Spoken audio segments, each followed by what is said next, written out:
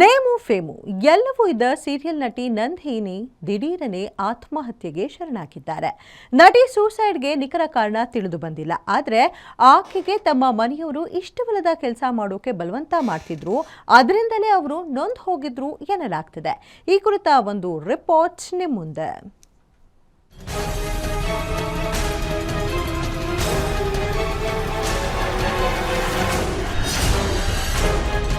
ನಟಿ ನಂದಿನಿ ಸಾವಿನ ರಹಸ್ಯ ಆ ಡೈರಿಯಲ್ಲೇ ಇದೆಯಾ?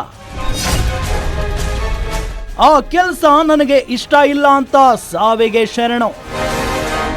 ಸ್ಫುರದ್ರೂಪಿ ನಟಿ ನಂದಿನಿ ಬೆಂಗಳೂರಿನ ಪಿಜಿಯಲ್ಲಿ ಆತ್ಮಹತ್ಯೆ ಮಾಡಿಕೊಂಡಿದ್ದ ಪ್ರಕರಣಕ್ಕೆ ಮತ್ತೊಂದು ತಿರುವು ಸಿಕ್ಕಿದೆ. ಕನ್ನಡ, ತಮಿಳು ಧಾರಾವಾಹಿಗಳಲ್ಲಿ ಲೀಡ್ ರೋಲ್ಗಳಲ್ಲಿ ನಂದಿನಿ ಮಿಂಚುತ್ತಿದ್ದರು. ಇತ್ತೀಚೆಗೆ ತಮಿಳು ಧಾರಾವಾಹಿಯಿಂದ ಹೊರಬಂದಿದ್ದ ನಟಿ ಕೆಂಗೇರಿ ಸಮೀಪದ ಮೈಲಸಂದ್ರದ ಪಿಜಿಯೊಂದರಲ್ಲಿ ವಾಸವಾಗಿದ್ರು. ಮನೆಯವರಿಂದಲೂ ದೂರವಿದ್ದರು. ಅದೇನಾಯ್ತೋ ಏನೋ ಸಾವಿನ ನಿರ್ಧಾರ ಮಾಡಿದ್ದರು. ಯಾವ ಕಾರಣಕ್ಕೆ ದಿಢೀರ್ ಆತ್ಮಹತ್ಯೆ ಮಾಡಿಕೊಂಡಿದ್ದಾರೆ ಅನ್ನೋದು ಮಾತ್ರ ಇನ್ನೂ ನಿಗೂಢ. ಪೊಲೀಸರ ತನಿಖೆ ವೇಳೆ ಆಕೆಯ ಸೂಸೈಡ್ ನೋಟ್ ಕೆಲವೊಂದು ಅನುಮಾನಗಳಿಗೆ ಎಡೆ ಮಾಡಿಕೊಟ್ಟಿದೆ.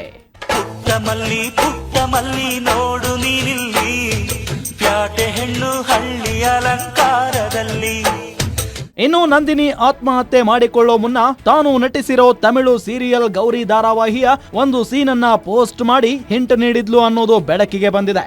ಸೀರಿಯಲ್ನಲ್ಲಿ ಆಕ್ಟ್ ಮಾಡಿದ್ದೇ ಆಕೆಯ ರಿಯಲ್ ಲೈಫ್ ನಲ್ಲಿ ಆಗೇ ಬಿಟ್ಟಿದೆ. ತಮಿಳಿನ ಗೌರಿ ಸೀರಿಯಲ್ನ ಕನಕ ಮತ್ತು ದುರ್ಗಾ ಪಾತ್ರದಲ್ಲಿ ನಟಿಸುತ್ತಿದ್ದ ನಂದಿನಿ ಸೀರಿಯಲ್ನಲ್ಲಿ ವಿಷ ಕುಡಿದು ಆತ್ಮಹತ್ಯೆ ಮಾಡಿಕೊಂಡಿದ್ದರು. ನಿಜ ಜೀವನದಲ್ಲಿ ನೇಣಿಗೆ ಶರಣಾಗಿದ್ದಾಳೆ. ಇನ್ನು ಒಂದ್ ಕಡೆ ಮದುವೆ ಇಷ್ಟ ಇರಲಿಲ್ಲ, ಇನ್ನೊಂದ್ ಕಡೆ ಕಿರುತೆರೆಯಲ್ಲಿ ಅವಕಾಶ ಕಡಿಮೆಯಾಗ್ತಿತ್ತು. ಮತ್ತೊಂದೆಡೆ ಅಪ್ಪನ ಕೆಲಸ ಅನುಕಂಪದ ಆಧಾರದ ಮೇಲೆ ಸಿಕ್ಕಿದ್ದು, ಅದನ್ನ ಮಾಡೋಕೆ ಇಷ್ಟವಿರಲಿಲ್ಲ. ಆದ್ರೆ ಮನೆಯವರು ಆಕೆ ನಟನೆ ಬಿಟ್ಟು ಟೀಚರ್ ಕೆಲಸ ಮಾಡಬೇಕು ಅಂತ ಒತ್ತಾಯಿಸಿದ್ದೇ ಸಾವಿಗೆ ಕಾರಣ ಅಂತ ಹೇಳಲಾಗ್ತಿದೆ. ಈಕೆಗೆ ಮದುವೆ ಮಾಡ್ಬೇಕಂತನೂ ಕೂಡ ವಿಚಾರ ಮಾಡಬೇಕಾದ್ರೆ ಬಟ್ ಇವಳಿಗೆ ಮದುವೆ ಬೇಗನೆ ಇಷ್ಟ ಇರಲಿಲ್ಲ. ಹಾಗೂ ಸರ್ಕಾರಿ ನೌಕರಿನೂ ಕೂಡ ಈಕೆಗೆ ಬೇಡ ಅಂತಂದು ಹೇಳ್ಕೊಂಡ್ಬಿಟ್ಟು ಈಕೆ ಪ್ರೊಫೆಷನ್ ಆ್ಯಕ್ಟಿಂಗಲ್ಲೇ ಮುಂದುವರಿಸಬೇಕು ಅಂತಂದು ಇದ್ದಿದ್ದರಿಂದ ಸ್ವಲ್ಪ ಮನೆಯವ್ರ ಮೇಲೆ ಮನನೊಂದು ಪ್ಲಸ್ ಈಕೆ ಡಿಪ್ರೆಷನಿಂದನೂ ಬಳಲ್ತಾ ಇದ್ದೆ ಅಂತಂದು ಆಕೆ ತನ್ನ ತಿಳಿಸಿದ್ದಾಳೆ ತನ್ನ ಡೆತ್ ನೋಟಲ್ಲಿ. ಹೀಗಿರೋದು ಸಂಬಂಧಪಟ್ಟಂತೆ ಆಕೆ ಮೊನ್ನೆ ನೈಟ್